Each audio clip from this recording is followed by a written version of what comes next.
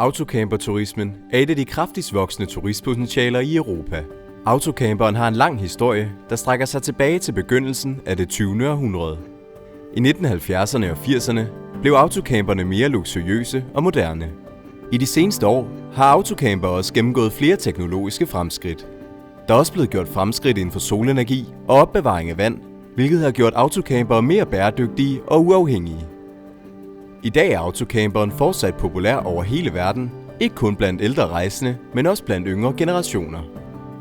I mange år var autocamperturister blevet nægtet bynære autocamperpladser, men efterhånden er denne gruppe turister en større del af den drivende kraft i de attraktive byer. Og der er også klager over, at denne turistgruppe ikke fjerner deres efterladenskaber, når de kører videre. Men som oftest er denne kritik grundløs. Mens nogen mener, at autocamperens adfærd er unfair konkurrence, er det autocamperpolitiske Europa enige om, at det er en del af udviklingen, som man bliver nødt til at acceptere.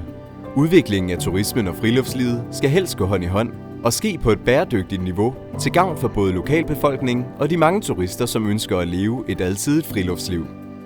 Selvom autocamperens historie har ændret sig over tid, er koncepterne om selvstændigt at rejse og bo på hjul stadig populære i dag.